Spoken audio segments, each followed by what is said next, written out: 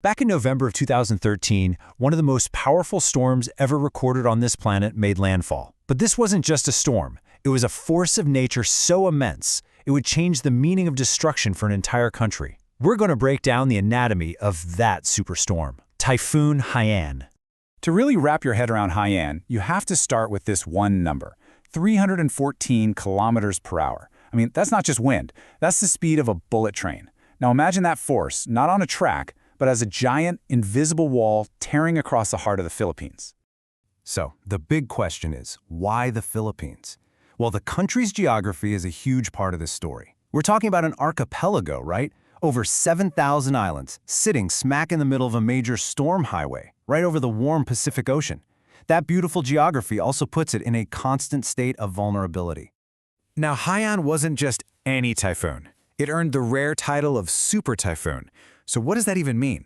It's the absolute highest classification you can get, a Category 5 storm.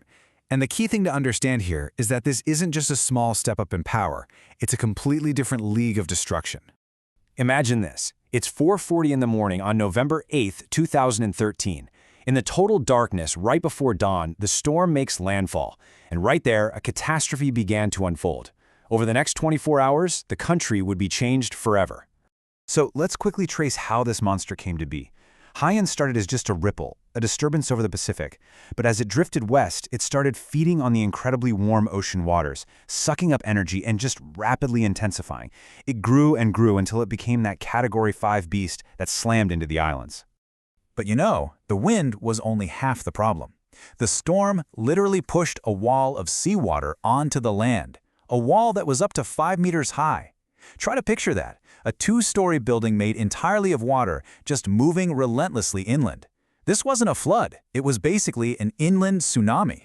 And the effect of that surge? Absolutely devastating.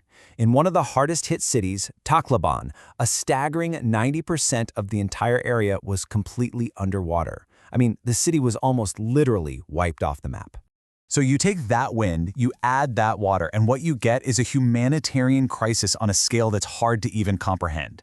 Over 1 million homes were just gone. Not damaged, not in need of repair, completely destroyed, leaving millions of people with absolutely nothing. And you know, the horror didn't even stop when the winds died down. In the chaos that followed, with no infrastructure and resources stretched thin, society started to fray. This desperation was captured in reports of violent clashes over basic things like rice. It's just a tragic human dimension to an already awful natural disaster. Beyond the immediate, heartbreaking human toll, Haiyan left a deep, toxic scar on the environment itself. The storm's impact on the natural world would create challenges that would last for years and years to come.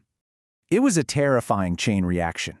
The storm's power was so immense that it was tossing massive ships around like they were bath toys. One of them got washed ashore at the port of Estancia, and it started leaking 800,000 liters of oil directly into the coastal ecosystem. And that single oil spill, combined with sewage and chemicals from destroyed buildings, created this toxic nightmare. Mangrove swamps, which are these vital coastal buffers like natural seawalls, they were contaminated for months. Water sources were poisoned, fishing communities had to stop working, which crippled their incomes, and the risk of infectious diseases just skyrocketed. It was truly a crisis on top of a crisis. But here's the thing. In the middle of all this overwhelming darkness and devastation, a lifeline started to form. The disaster captured the world's attention, and a massive international relief effort began to get underway. And the response really came from everywhere. The Philippine government scrambled to set up emergency shelters in any buildings left standing, like the Tacloban basketball stadium. Aid started pouring in from 33 different countries. Huge global companies like Apple and FIFA chipped in, and public figures like the Beckhams helped raise awareness and, crucially, funds. But even with this incredible global outpouring of support, let's be real, the road to recovery was going to be a marathon, not a sprint.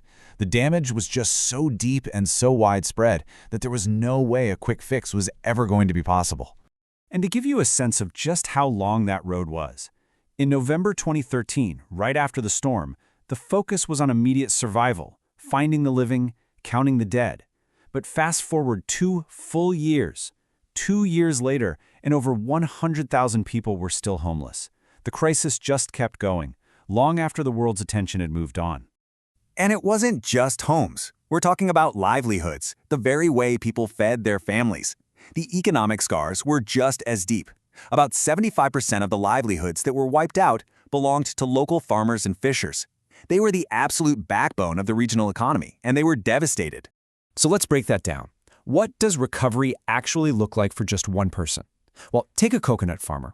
On day one, their entire livelihood is completely wiped out, so they have to start over, planting new trees. But here's the kicker. They then have to wait 5 to 10 years before those new trees will even start to bear fruit and provide an income again. Think about that. A decade-long recovery from a single day's storm. So Typhoon Haiyan was this brutal, unforgettable lesson in the power of nature and the fragility of our world. It showed us the complex, cascading effects of a single event, from the immediate destruction to the long-term environmental and economic pain. And that really leaves all of us with a sobering question. What happens when the next superstorm, potentially fueled by a changing climate, makes its arrival?